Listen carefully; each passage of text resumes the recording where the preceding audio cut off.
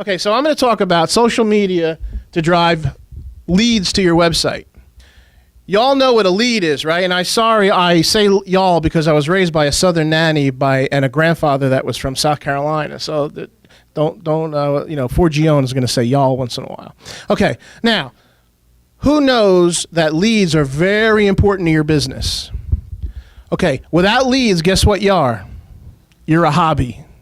You're not a business. You need to have leads in order to cultivate the leads, in order to close the leads, in order to make sales, in order to make some money so you can get some more leads. Leads are it. Without leads, you're done.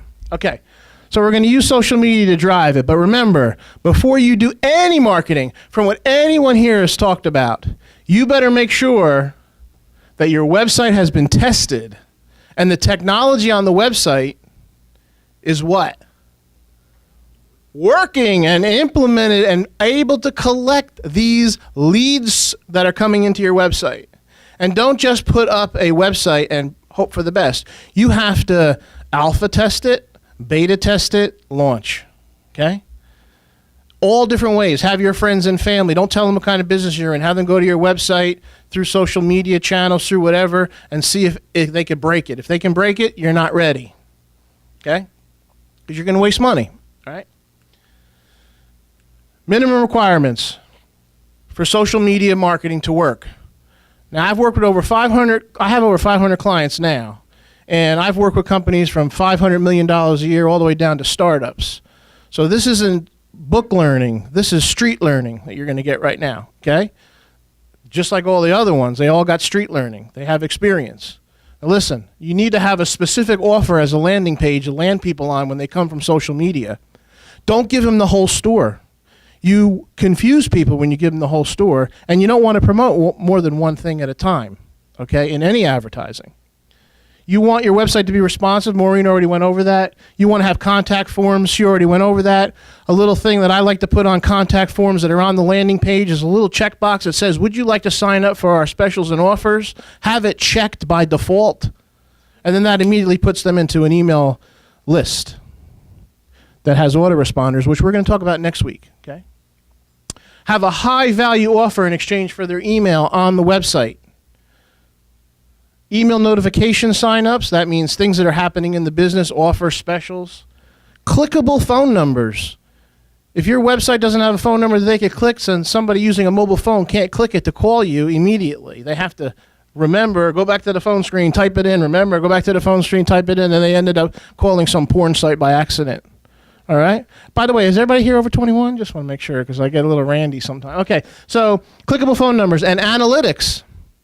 Analytics tell you what happened, what's going on, how long they stayed on a web page, when they left, where they came from. You need to know that. And guess what? Google offers a free program called Google Analytics.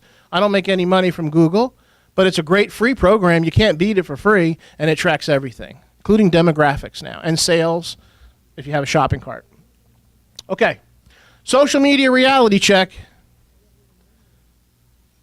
Only 7% of word of mouth happens online. Sorry to let you down. You thought it was more, right? Who here went to a store yesterday and went to Facebook and said, wow, I got the greatest deal you've ever seen at that store? Who here has done that in the last 30 days? 60 days? Ever? Yeah. The numbers are not as great as everyone would like it to be. So what is Facebook? What is social media?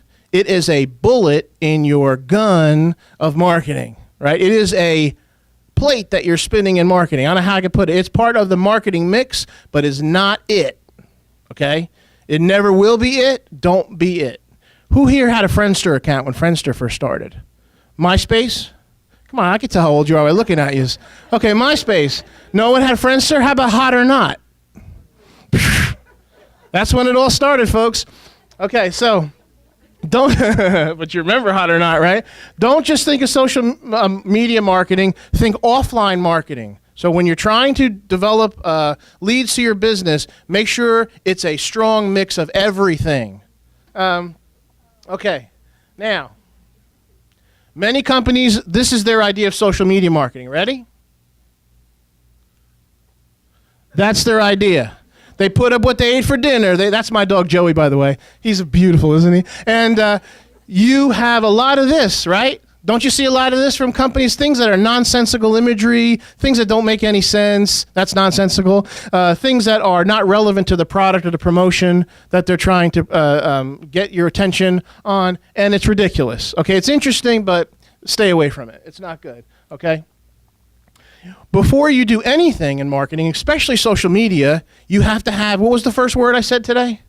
A plan. Right, you should have a social media plan. What do you plan on telling people about your company in social media? What are you going to talk about, right? You need to know. You need to perform a competitive analysis. How easy is it to find out what your competitors are doing on Facebook? How easy is it? It's so easy that it's a joke. You can do it. You could even make another name for yourself, call yourself another alias, and you could even respond and ask questions. Who cares? As long as you're not price fixing, you're probably within the law, right? But you need to know what your competitors are doing every day, right? So guess what you can do, which is so simple. There's a little button in Facebook called like. Like it. Then you see what they're doing every day. If they're not doing everything every day, well, then after this class, man, you're going to be a superstar because you guys are going to be great at it. Okay. Don't duplicate your competitors' content. Make yours better. Better content. You can elaborate on their content. Something might be interesting to you. Elaborate on it and make it better. Don't worry about going long. There's been many studies out there that more copy always outperforms less in advertising. I've been in advertising 25 years. An ad in the newspaper that has more copy does better than ads that don't, that has less copy. So there you go, right? Less is not more. Okay, never copy and paste from the web. Create your own content. Once you know your message, decide where you're going to promote. Now, with all of them out there, which ones are you going to use? I'm not saying use all of them. I want you to ask your customers, where are they? What are they doing? What is their favorite social media site? And here's the biggie. Do you use it often? If most of your customers say, I use Twitter, and I use Facebook, and I use Facebook only once a couple times a week I go, but I'm on Twitter every day, where do you need to be? It's pretty simple, right? Go where the fish are, right? Don't put your bait in a water where there's no fish. Go where the fish are. That's right. Facebook demographics. I'm going to go quickly through the demographics. 71% of people online use Facebook. Come on. You cannot say, I'm not going to be on Facebook. We know most of your customers are on Facebook. Twitter, 23% use it. But look, household incomes of 50,000 or more and college graduates. You think you all can make some money selling to those types of people?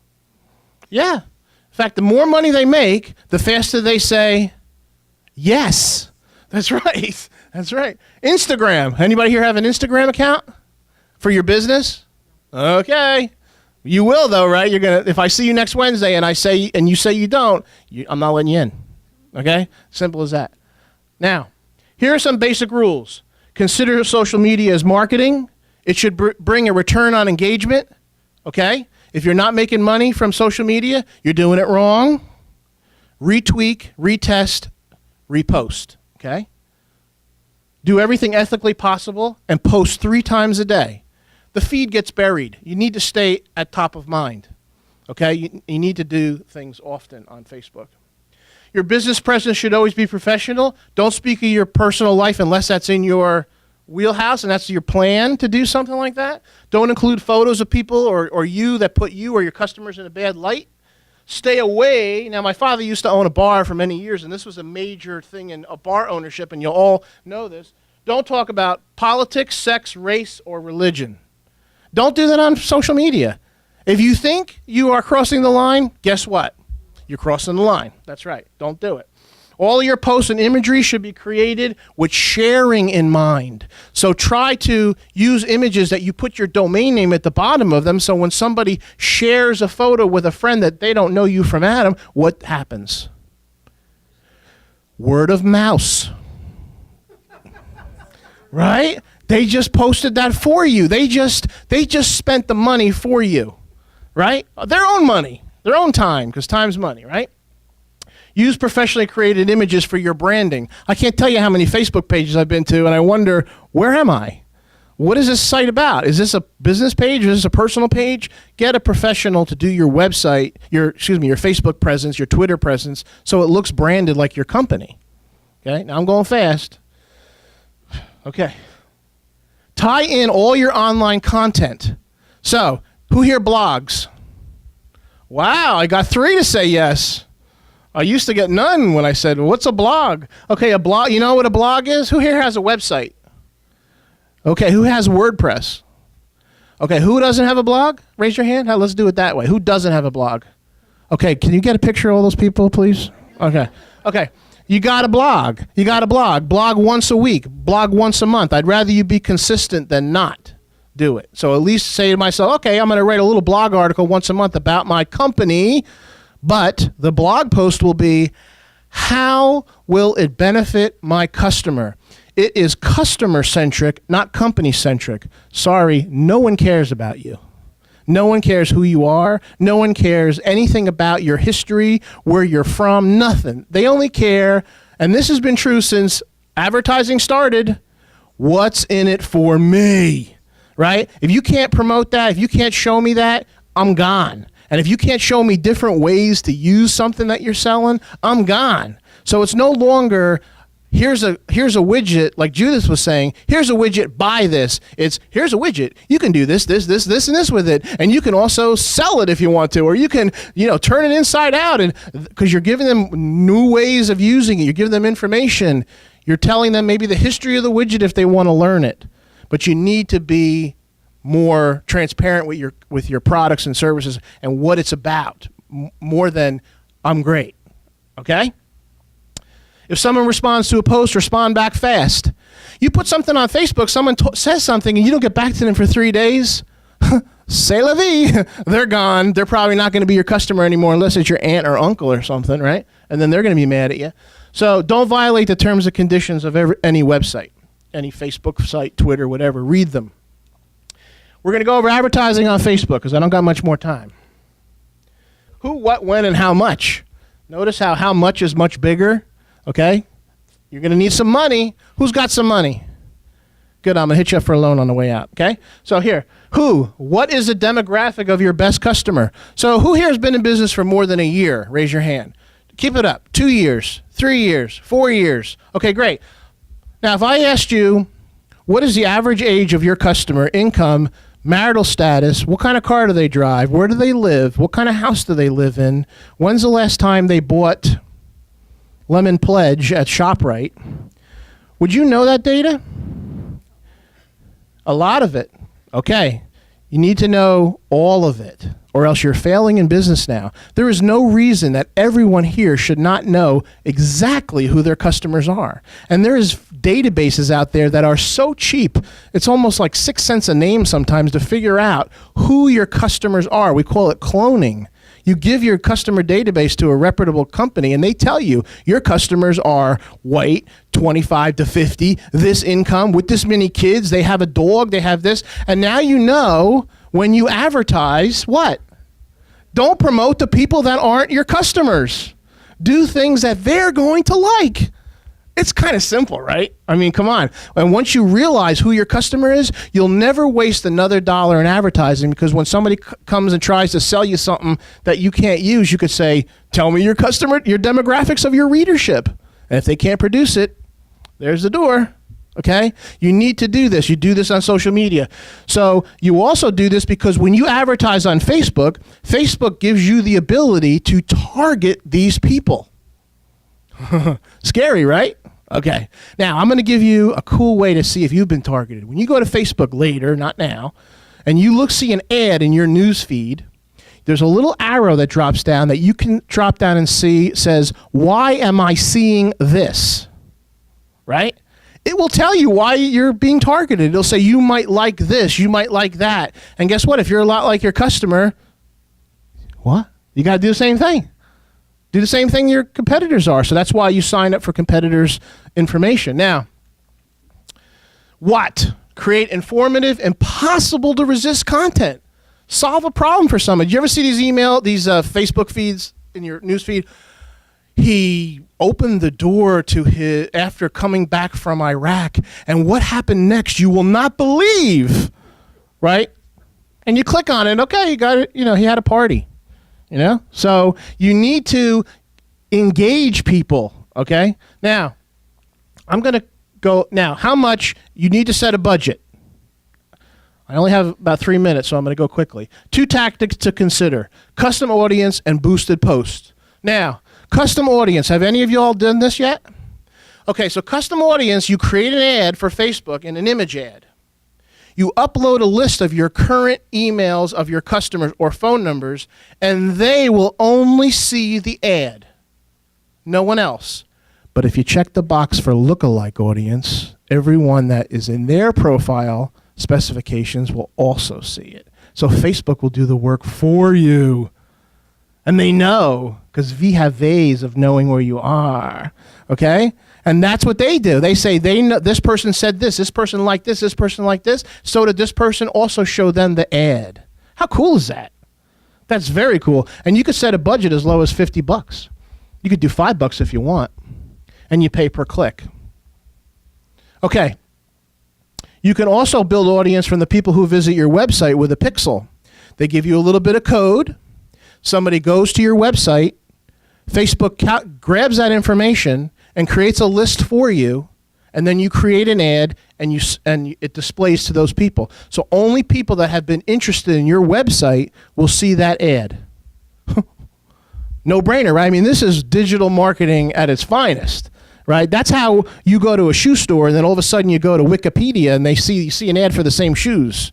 Or you go to Facebook and all of a sudden it says, hey, you forgot to buy this, right? We know you were there. We know you were there. Okay, now custom audiences, you'll also have more options. This is why you got to know this. Who, right? Demographics, income, what things they might like. You need to select those, and then the better your selection, the less money you'll spend because you're, what? Target marketing. And that's important. You can also do boosted posts. Boosted posts. When you have a boosted post, you do a post, and it gives you the option to boost it. That's a quickie ad. That could go out to 30, 40,000 people for $6, $60. I mean, it's definitely worth it, but it's only worth it if you have somewhere that they land that is specific to the content. You're not going to sell them microphones and send them to the website that they can buy that says everything. You're going to send them just to the microphone page. You dig? Okay. Landing pages, we went over that. Now, keep it simple. A landing page could be one page with all the information, product, about you, contact, or it could be a multiple page landing site, which is 1 or 2 pages, but don't let them go to the main site. I'm telling you from experience, you are going to waste money doing that because most people on the web, on a website, are on the wrong page. They don't know where they're going, they don't know how to get there, and they just get frustrated and leave. Reality check, and then we're done. Social media should be part of your overall marketing strategy. Although in some success stories of instant riches, this is very rare. You got to do it every day. In addition to Facebook, you must post daily on your news feeds. If you sell, you're going to lose people. They're going to get news feed blindness, and they're not going to look at you anymore. Most people don't know how to unlike a company's website. They're just going to stop looking. And you got to be consistent. You got to start today, and you could follow me there. Okay? And I just want to take 1 second to tell you quickly about SCORE and my experience. It's only going to take 1 second. If it wasn't for SCORE, I would not be here.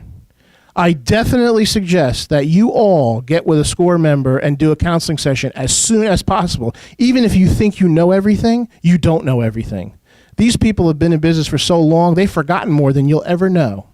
And you need to get with them as soon as possible. And because we're so quick up here, you could set up free counseling sessions with us as well to go over and elaborate on the things that we spoke about.